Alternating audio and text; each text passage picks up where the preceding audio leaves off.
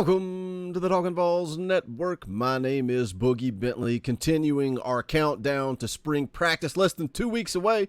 The players are off on spring break. They'll be returning in about a week. Spring practice kicks off on March the 22nd. Going to continue dropping these position previews throughout the next week, and then also we're going to do a live stream sometime next weekend. We'll let you guys know when that will be and kind of break down everything as a whole, what we're excited about, what we're going to be watching throughout spring practice, and also get your feedback as well. Before we get going here on the defensive backs, do me a favor, make sure you smash that like button just below the video. Quick, free, easy, just hit that thumbs up. Helps the channel. I would greatly appreciate it. Also, if you are new to the Talkin' VAWLS Network, welcome. We're not experts. We're not insiders. We are fans just like you. So if you enjoy the content, make sure you subscribe. Click that bell for notifications so you don't miss out when we go live or when we drop a video. Just a quick reminder, Dauber and the Indy Kid will be going live after every basketball game throughout the SEC tournament.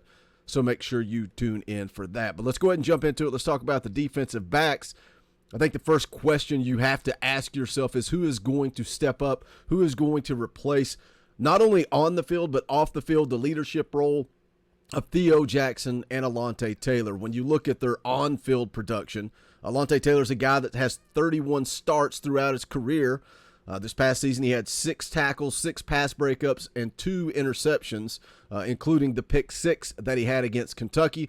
And then Theo Jackson, the numbers that he produced in 2021 were just on another level. Theo Jackson, when you talk about a player and taking that next step, putting in the work, Theo Jackson is the picture-perfect example of that. Last season, 78 tackles, 9 of those for loss, 1.5 sacks, 4 quarterback hurries, and 12 pass breakups. A lot of that is the star position. I think the star position in Tim Banks' offense really shines. So when I look at the guys coming back this year, who's going to step up and fill that role? Who's going to be the guy in the star position? The first name that comes to mind, and I've said it multiple times over the last few weeks, is Brandon Turnage. And he's a guy that stepped in when Theo Jackson went down. Brandon Turnage stepped in, SEC Defensive Player of the Week. I think Brandon Turnage has shown that he can be that feature guy at the star position.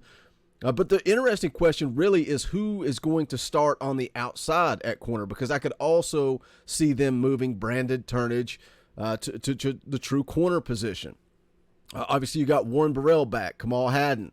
Danico Slaughter is a guy that I could see if they do move Turnage to the outside. If Turnage does play corner, I could see Danico Slaughter sliding into that star position. He's a guy that we've seen play the position before, but he's a guy too. He's an upperclassman. He's a junior. That when you talk about a Theo Jackson or even Matthew Butler, as far as that's concerned, guys that were upperclassmen last year and they took that next step. Cedric Tillman, probably perfect example on the offensive side of the ball of a guy who bought in and took that next step. And that's kind of where we're at when we look at the secondary. There's some talent there, but there's just a lot of questions. It's who is going to take that next step.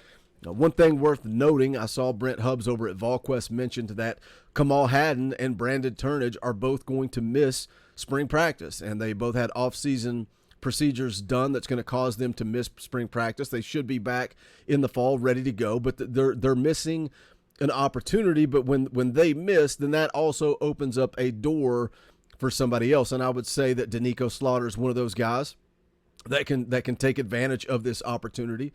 But also Desmond Williams, Juco corner, that just came in the class of 22. He was a 3-star prospect, the number 2 ranked Juco corner in the country.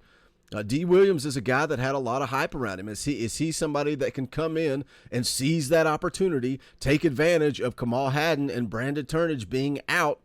What about Warren Burrell? Talk about a guy that, again, a senior, a guy that's been around the block, but just never really got it done. Does he go to work? Does he put his nose down and lock down that outside spot?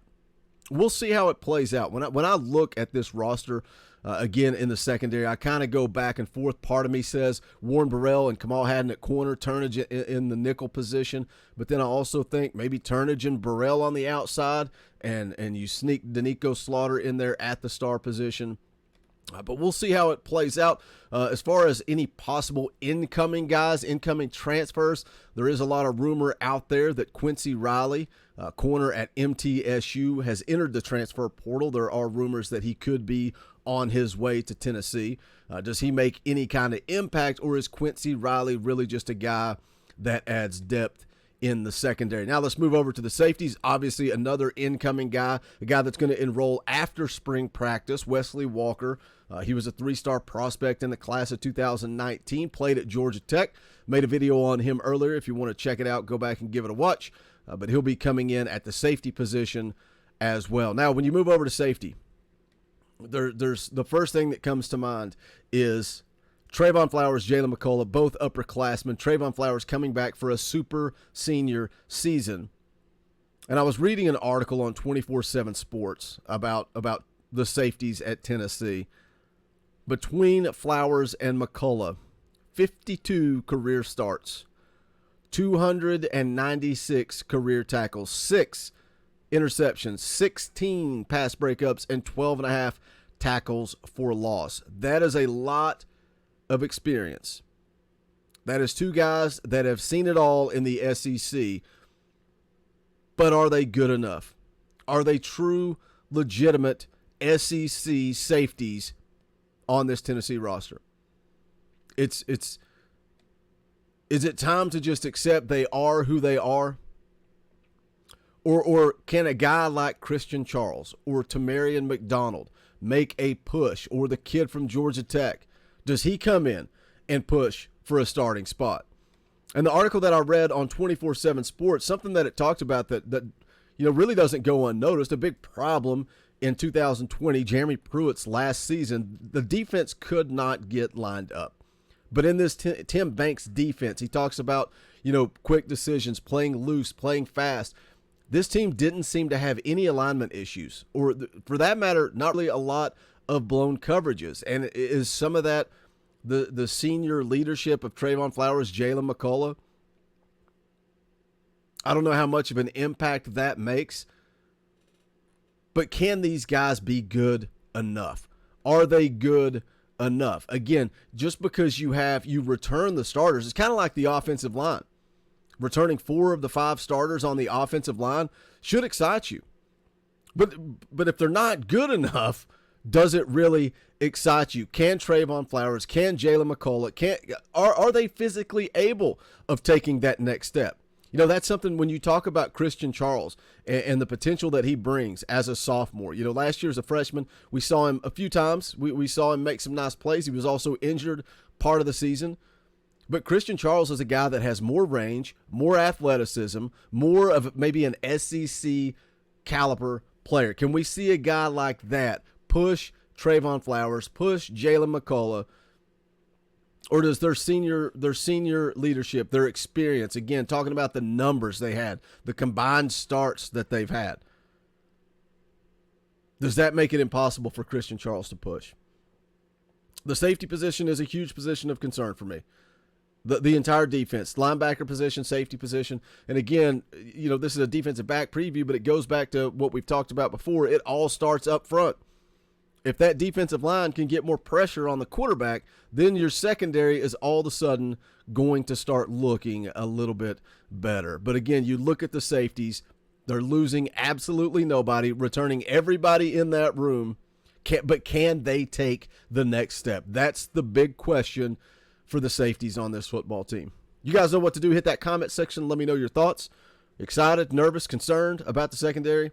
Again, reminder, Kamal Hadden, Brandon Turnage out for spring practice, but that does open up a window of opportunity. Who do you think steps up with those 2 out for spring practice? Hit that comment section. Let me know your thoughts. As always, make sure you hit that thumbs up on the way out the door. And go check out the official merchandise of the Talkin' VAWLS Network at bonfire.com/store/Talkin' VAWLS. Any and all support greatly appreciated. Again, bonfire.com/store/Talkin' VAWLS. I will also drop the link in the description below. But that's going to do it for this one. Make sure you guys tune in. Join the Indy Kid and Dauber as they cover the SEC basketball tournament. But this is the Talkin' VAWLS Network. My name is Boogie Bentley. Go Big Orange.